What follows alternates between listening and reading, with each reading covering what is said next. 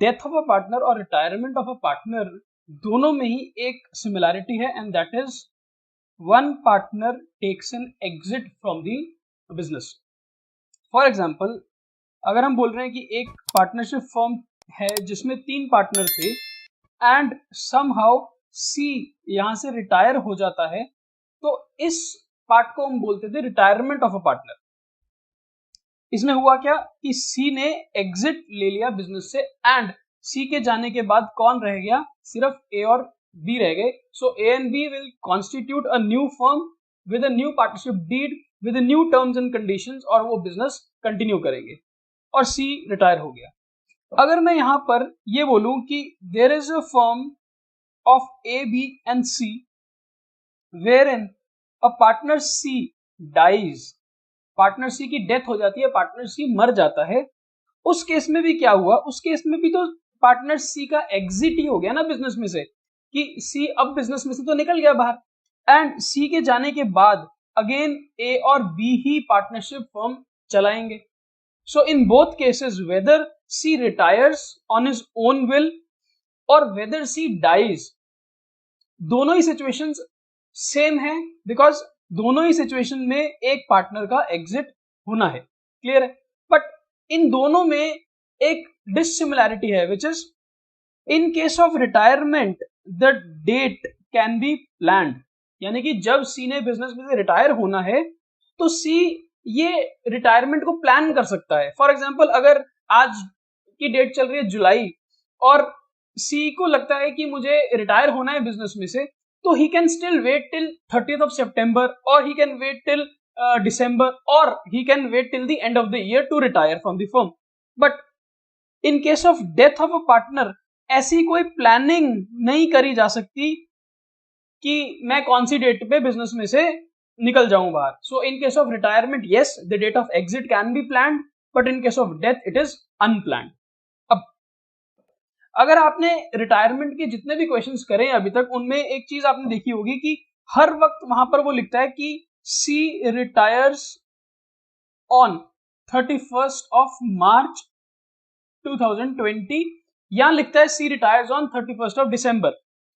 Ultimately आपको ये दो डेट्स ही दी हुई थी, या तो 31st of March दिया हुआ था या 31st of December हर वक्त दिया हुआ था क्वेश्चन में. इसका मतलब ये था कि जिस दिन सी रिटायर हो रहा है वहां तक की आपके पास एक बैलेंस शीट, या तो इस डेट की या 2019 डेट की, ये एक बैलेंस शीट आपके पास हमेशा अवेलेबल थी when the C partner plans to retire. इसका मतलब ये होता था कि अगर सी 31st of March 2020 को रिटायर हो रहा है, तो इसका मतलब उसने टिल 31st of March 2020 जितना भी उसका प्रॉफिट था, पिछले सालों का जितना भी उसने प्रॉफिट कमाया था फर्म में, उसमें जितना भी उसका हिस्सा था वो हिस्सा वो ले चुका है, और ये प्रॉफिट उसके कैपिटल के बैलेंस के अंदर शो होता था. विच मीन्स दैट सी को जितना भी प्रॉफिट आज तक मिलना था वो सी के कैपिटल के अंदर पहले से ही मौजूद है. There is no requirement of any adjustment related to the profit. पर जब डेथ होएगी, let's say C dies on 28th of July 2020, let's say this is the date when C dies. अब लास्ट बैलेंस शीट कब बनी होगी? Last balance sheet तो sir 31st of March 2020 को बनी होगी. इसका मतलब यहां पर जो कैपिटल बैलेंस आएगा सी का, उसके अंदर जो प्रॉफिट डिस्ट्रीब्यूट हुए होंगे वो तो सिर्फ प्रॉफिट उसको मिले होंगे up to 31st of March 2020, because ये बैलेंस शीट कब तक की है? ये बैलेंस शीट 31 मार्च 2020 की है. इसका मतलब जो भी प्रॉफिट आज तक फर्म ने कमाए थे 31st of March 2020 तक, वो प्रॉफिट्स तो सी के बैलेंस के अंदर ऐड हो गए होंगे. पर what about the balance of profit from 1st of April 20 till the date of death? वहां पर तो कहीं गड़बड़ है ना. 31st of March 2020 तक के प्रॉफिट्स तो सी को मिल चुके हैं, ए को मिल चुके हैं, बी को मिल चुके हैं, सी को मिल चुके हैं, बिकॉज 31st of March तक की बैलेंस शीट बना चुके हो आप. पर यहां से लेके जब सी की डेथ होती है 28 जुलाई 2020 को अगर सी की डेथ होती है, तो ये जो पीरियड है starting from 1 April 2020 and ending till 28 July on the date of death, यहां तक का ये जितना भी पीरियड है, अप्रैल मई जून 3 महीने और लगभग 28 दिन जुलाई के, सो अराउंड 4 मंथ्स सी ने बिजनेस में काम तो किया था।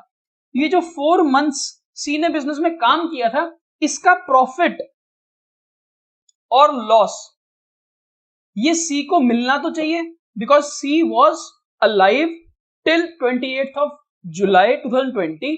For these 4 months, C was with A and B and was working, and since he was working as a partner, इसका मतलब ये 4 महीने का जो प्रॉफिट और लॉस है ये उसको मिलना चाहिए। दैट मीन्स जब C की डेथ होगी तो डेट ऑफ बैलेंस शीट और डेट ऑफ डेथ में गैप होगा। क्या बोला? डेट ऑफ बैलेंस शीट और डेट ऑफ डेथ में गैप होगा। उस गैप के लिए आपको प्रॉफिट और लॉसेस की कैलकुलेशन करनी पड़ेगी। ठीक है, तो फर्स्ट पार्ट जो हम आज स्टार्ट कर रहे हैं, that is the calculation of profits of a deceased partner. What is this deceased partner? मतलब जो पार्टनर मर चुका है उसके हिस्से का profit from the last balance sheet date till the date of death, वो उसको तो देना है। उसकी कैलकुलेशन कैसे होगी हम वो समझते हैं। एक क्वेश्चन करते हैं, question number 70। A, B, C are partners in the ratio of 2:2:1. C dies. कौन मर गया? C मर गया। 31 मार्च 2020 को उसकी डेथ हो जाती है। अब profit and sale for the calendar year 2019, साल कौन सा चल रहा है? Calendar year. इसका मतलब एक साल चल रहा था 2019 और जिस साल उसकी डेथ हुई है वो साल है 2020, और 2020 की मार्च 31 को उसकी डेथ होती है। और जो लास्ट बैलेंस शीट हमने बनाई होगी वो 2019 के दिसंबर में बनाई होगी,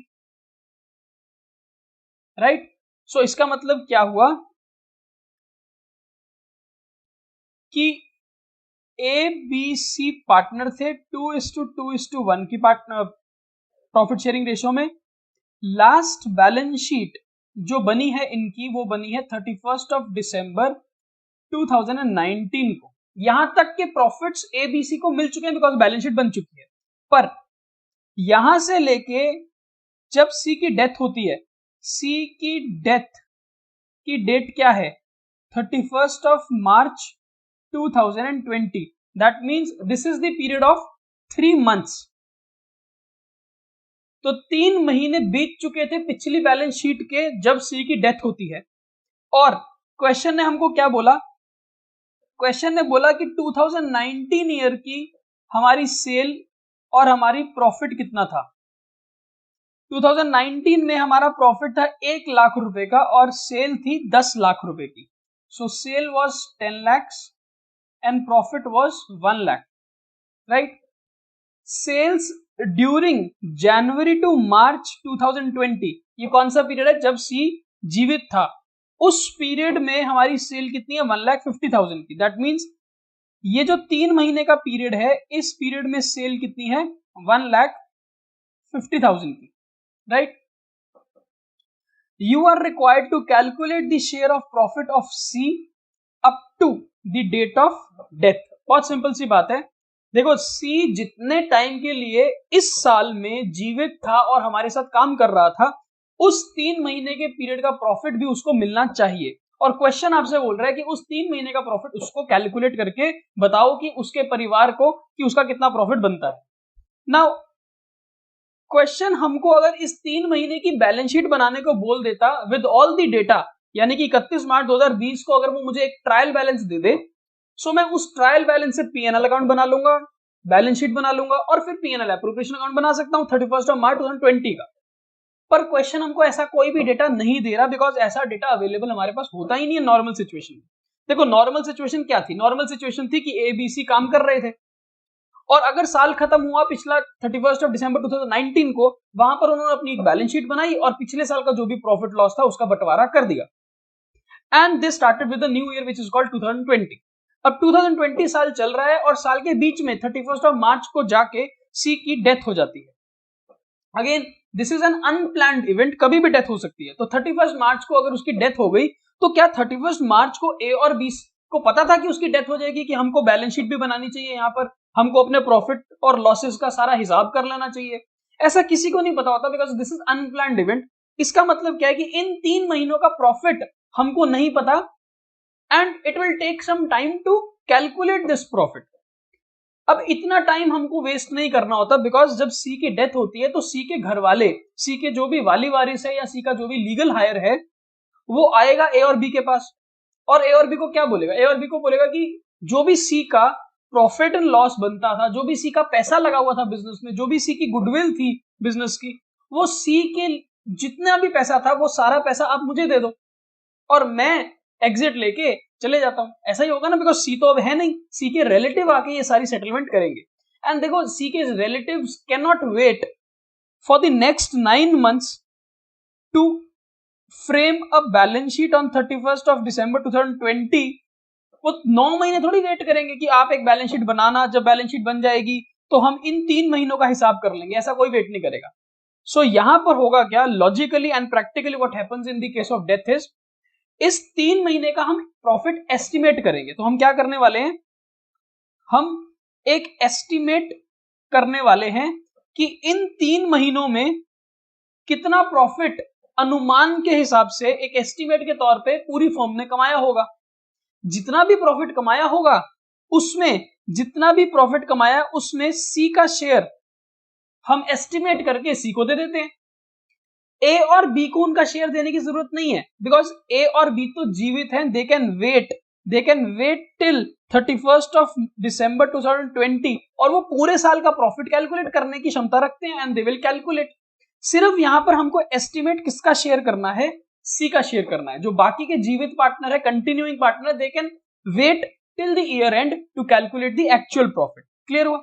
अब हम देखते हैं पहले ये डेटा, जो हमको डेटा दिया हुआ है 2019 में हमारी सेल कितनी थी, 10 लाख की, और हमने कितना प्रॉफिट कमाया था, 1 लाख रुपए। इसका मतलब what is the profit percentage, क्या प्रॉफिट कमाते हैं as a percentage of our sales. अगर मैंने 1 लाख का प्रॉफिट कमाया और 10 लाख की सेल थी, तो एज अ परसेंटेज हम कितना प्रॉफिट कमाते हैं अपनी सेल का, 10% ऑफ सेल्स हमें प्रॉफिट होता है। इस हिसाब से ये हमने एक फॉर्मूला निकाला एस्टिमेट करने के लिए।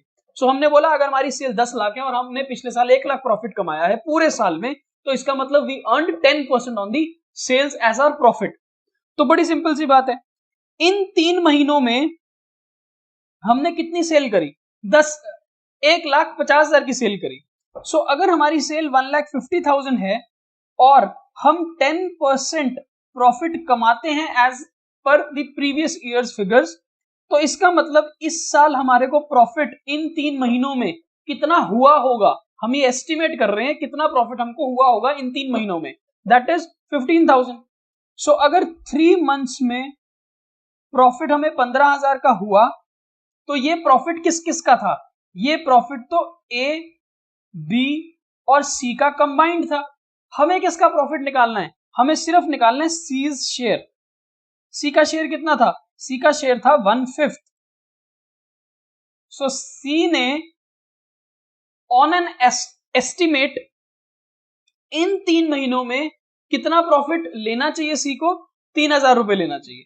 सो यस, हमारा आंसर हमारे पास आ गया कि हम नॉर्मली 10% अपने प्रॉफिट का कमाते हैं।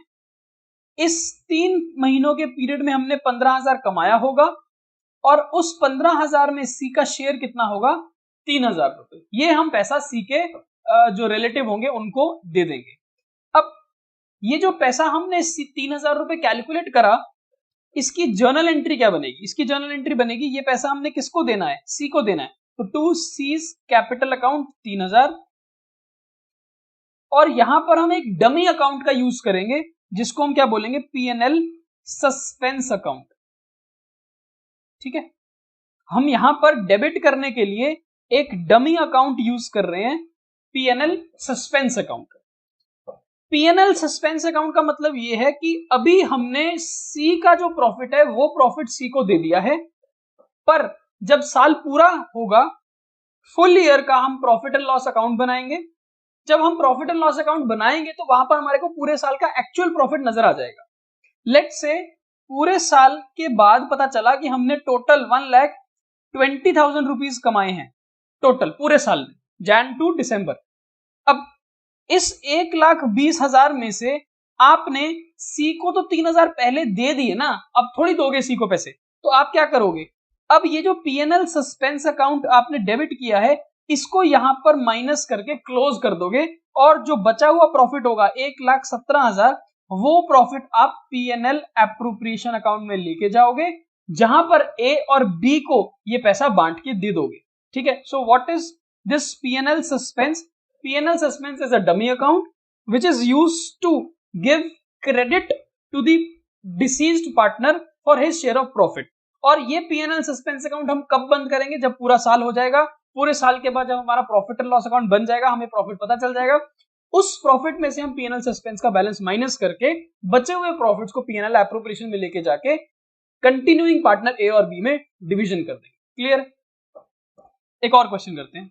सो इस पूरे टॉपिक में हमें करना क्या है, हमें सिर्फ from the date of last balance sheet till the date of death के प्रॉफिट को कैलकुलेट करना, और प्रॉफिट को कैलकुलेट करने के बाद हमें एक जर्नल एंट्री पास करनी है। सो ये टॉपिक हमारा इतना सा। Question number 71, ABC are partners in the ratio of 3:1. B died on 31st of March. For the year 2020, proportionate profit of 2019 is to be taken into consideration। क्या बोल रहा है, इस साल के प्रॉफिट को एस्टिमेट करने के लिए आप लास्ट ईयर के प्रोपोर्शनेट प्रॉफिट का फॉर्मूला यूज करोगे। अब क्वेश्चन कह रहा है कि पिछले साल 2019 में एक बैड डेट हुआ था 2000 का, that had to be adjusted and profit was 14,000 before the adjustment of this bad debt. So हुआ क्या, हुआ है ये कि ए बी सी पार्टनर थे 3:1 में, और बी की डेथ हो जाती है। बी कब मरा?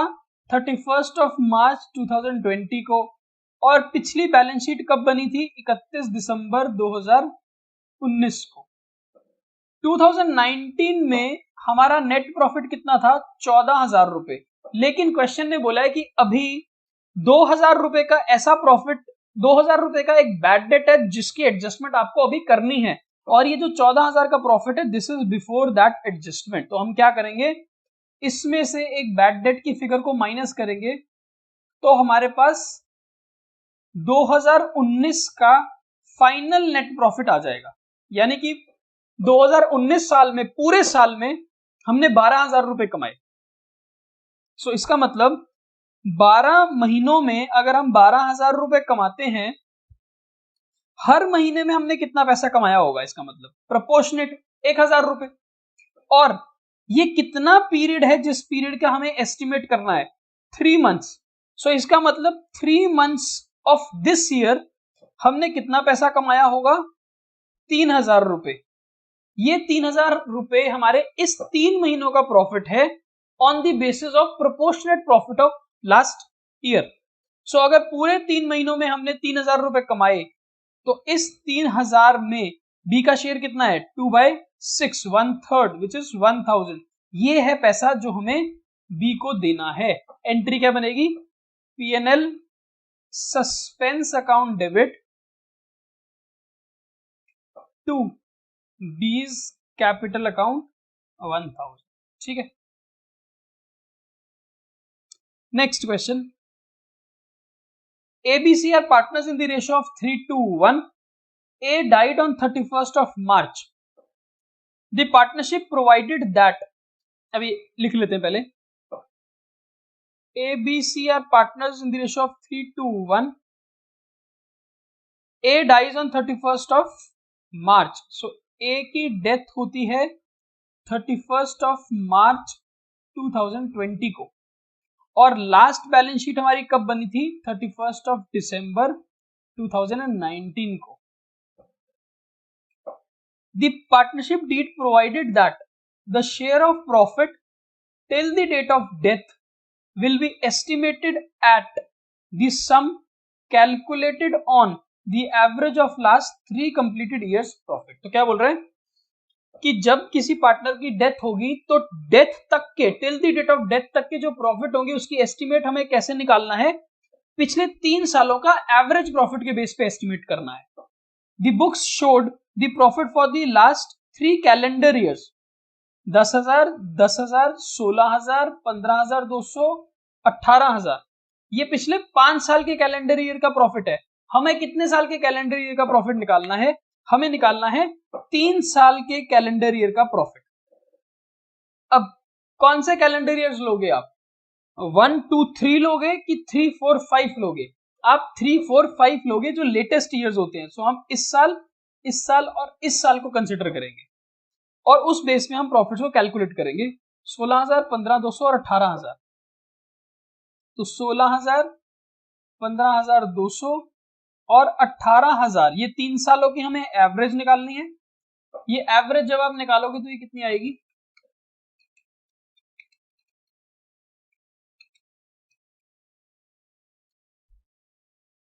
$49,200 डिवाइड बाय 3 विच इज 16,400. इसका मतलब क्या है? इसका मतलब ये है कि 2020 ईयर में हम 16,400 रुपए प्रॉफिट कमाएंगे on the basis of average of last 3 years. इसका मतलब इस पूरे साल 12 महीनों में हम कितना प्रॉफिट कमाएंगे? 16,400. हमें लेकिन कौन से महीनों का कैलकुलेट करना है प्रॉफिट? हमें सिर्फ 3 महीनों का प्रॉफिट कैलकुलेट करना है जो ए को मिलना चाहिए, वो कैलकुलेट करते हैं. सो अगर 12 महीनों में 16,400 रुपए कमाते हैं, एक महीने में कितना कमाएंगे? 16,400 डिवाइड बाय 12 और फिर 3 महीने में कितना कमाएंगे? इंटू 3. तो ये 4 से डिवाइड करोगे तो ये बनेगा 4,100. दैट मीन्स जैन, फेब और मार्च के जो 3 महीने का पीरियड है, उस 3 महीने में 4,100 का प्रॉफिट पूरी फर्म ने, ए बी सी ने मिलके कमाया. डेथ किसकी हुई है? ए की. तो ए का शेयर कितना बनेगा प्रॉफिट में? 4,100 इंटू, रेशो वॉज 3:1, तो half.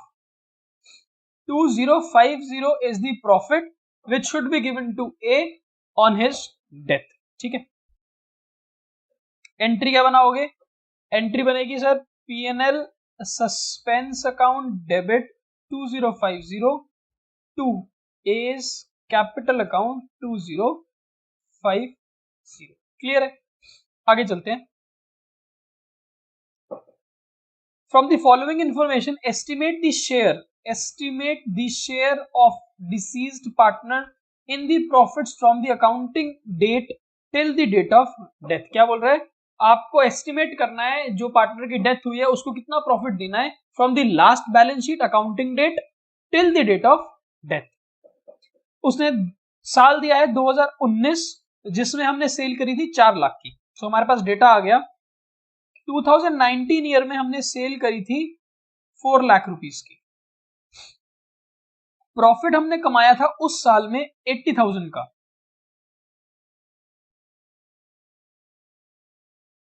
Date of death is 1st of April. Date of death is 1st of April 2020.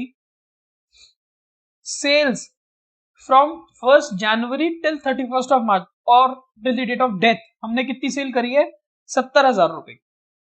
सो ये जो 3 मंथ्स का पीरियड है from the last balance sheet till the date of death, ये जो 3 months का period है, इस 3 महीने में सेल कितनी है? 70,000 रुपीज की. ठीक है. तो अब हम एस्टिमेट कर लेंगे. अगर लास्ट ईयर हमने 4 लाख रुपए की सेल पे 80,000 का प्रॉफिट कमाया तो प्रॉफिट की परसेंटेज कितनी है? 80,000 divide by 4 lakh into 100. This is 20%. यानी कि हम नॉर्मली 20% प्रॉफिट कमाते हैं अपनी सेल का. सो अगर इस 3 महीनों में सेल 70,000 है और प्रॉफिट परसेंटेज 20% है ऑन दिस सेल, तो नेट प्रॉफिट इन 3 महीने में कितना कमाया होगा? 14,000 रुपए का. So this is the estimated profit of this 3 month period.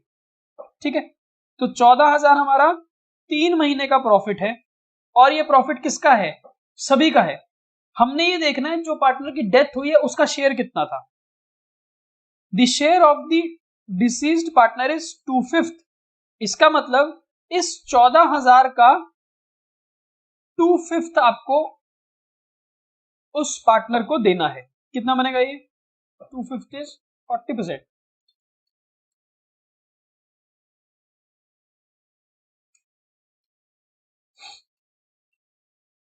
$5,600।